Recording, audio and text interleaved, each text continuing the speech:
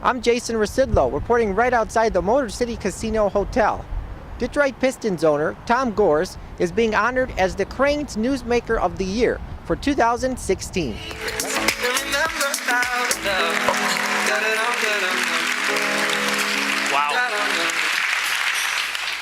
Wow. Ladies and gentlemen, I'm very happy to be here with our 2016 Crain's Detroit Business Newsmaker of the Year, Mr. Tom Gores. Welcome. Thank you.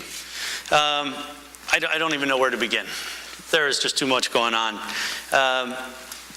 Let's start with something that brings out a little passion in you from your hometown. You know, there was a lot of news. We just had Dr. Mona on stage here. You were one of the first people to jump on the Flint situation. Recognized it, and you and your team and Arn, you guys were all over this thing. Why so hard so fast?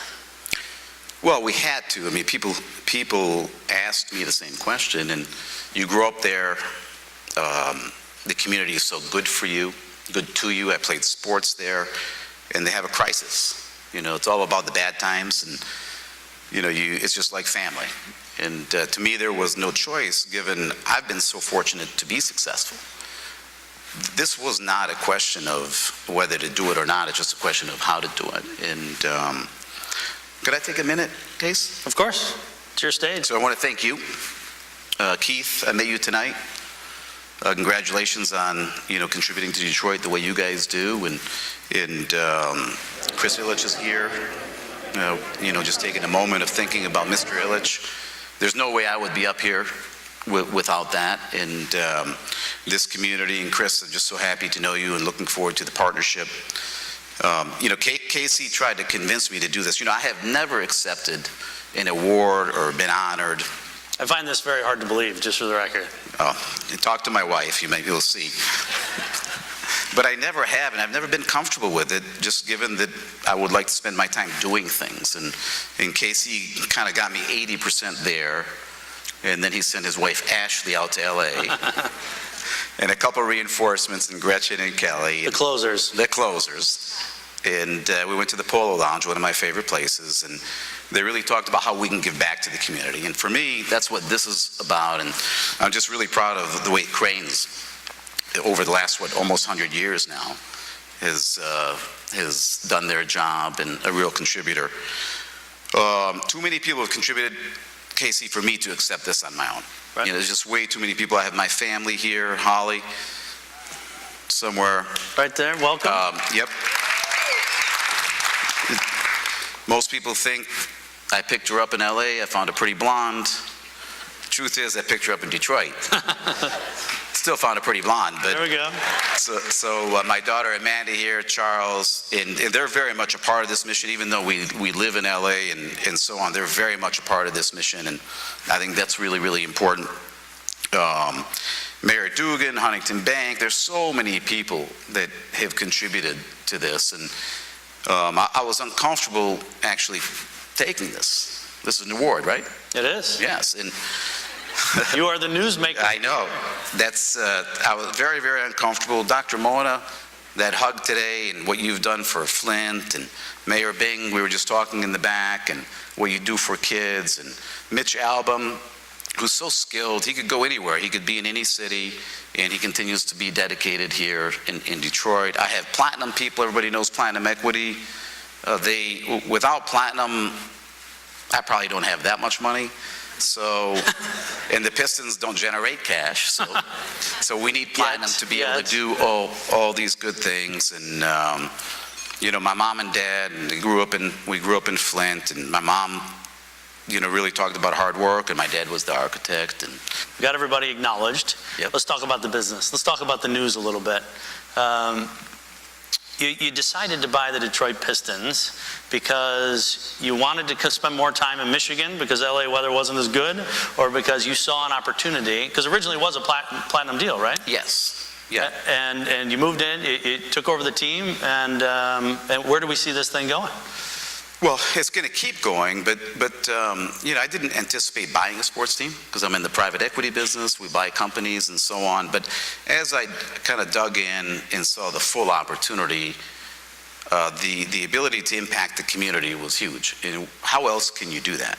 truly. Sports teams are so interesting that way, and so now where we go is I think we just got to keep doing what we're doing and impact the community and impact people's lives every day. And I didn't, there was no plan to buy a sports team, and then obviously I met the Davidsons, and then really when I dug in, I realized that, geez, this is quite a venue to impact a lot of people.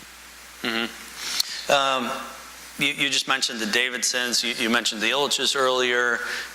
It seems like you guys have a knack for kind of bridging some of these communities and some of these platforms. Sometimes in Detroit we get a little siloed, everyone's head down, working away. Right.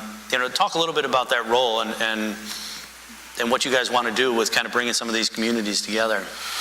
Yeah, I mean, I don't know if I have a knack for it, but I realize when there's good people.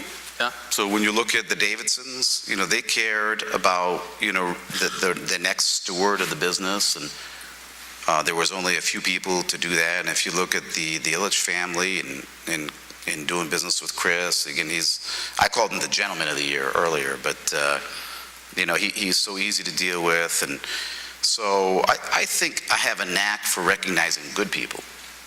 And then good people come together. I mean, they have the ability to overlook anything for themselves and do it for a greater good. Mm-hmm. But it's got to be a lot of fun to come into Detroit, working with Chris and his team on the district, and we got this other little MLS project you're talking about. Where did this come from? Mr. Gilbert just out of nowhere. Yeah, Dan has the real estate, and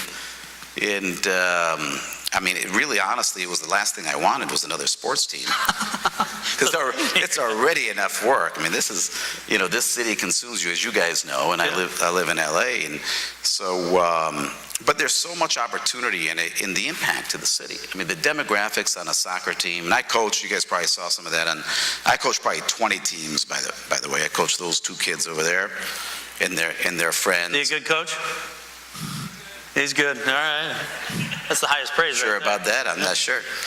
When they got on the like Amanda, when she got on the field, I would say, "Okay, honey," I give her a kiss. I said, "Remember now, I'm not your dad anymore. I'm the coach.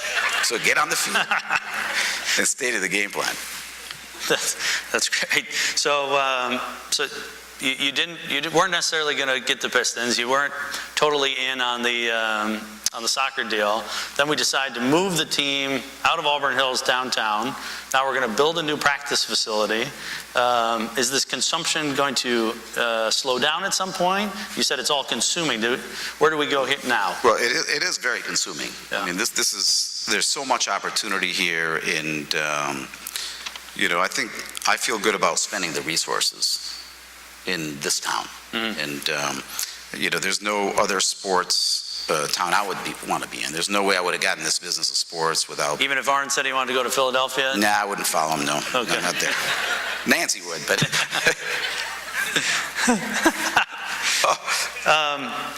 Talk about the jail site a little bit. Are we going to be able to get this thing done? I think that's up to Dan. I mean, he really is the expert in real estate. I think I'm not that involved in that. I think he's very passionate about it. I wouldn't doubt that he's not going to get it done. So you're bullish on an MLS team, Detroit being able to support another franchise? The demographics are there. Yeah. I mean, the demographics are there. Again, having coached my kids in soccer, it's such a family sport. Everybody's running around. So I think there's a lot to do, and the demographics are there, and it's just another opportunity to impact the community. How did you ever become interested in soccer? Is there a more personal connection besides your kids? No, we just grew up with it. I played it. I was born in Nazareth. It was just part of our life, and I was fortunate enough to play all the sports. Played basketball, football, baseball, the whole thing, and there's a real impact in sports. Let's head back up to Auburn Hills for a minute. We've got a building there. You're taking a look at the business case for moving downtown. Can you walk us through some of the thinking and how you put that thing together? So, whether or not we move, what we're going to do with the building. How do you get you? Well, the first thinking was emotional, which is, geez, we're going to move out of our house. I mean, honestly, that was the first thinking. And do we really want to do that? Mm. And I hadn't known Chris and the Illiches that well at the time. So, but in business, sometimes you got to put your emotions aside, and you just got to evaluate everything. What's the opportunity? And when I looked at it in terms of what's going on in Detroit, the ability to impact the community, I think our players were excited. I think our fans are excited.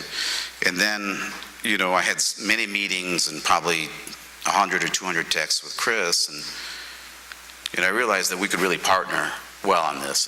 And again, I know Chris, you and Mr. Illich were up here last year, but the fact that I knew that we could partner to do so good together, because all the math could make sense, but if you don't have the right partners, nothing can happen. And that really closed the deal for me. And as much as it's emotional to leave the Palace, you guys know we put money in it and the whole thing, and Ethan and I cried a few times about it, but sometimes it's just time.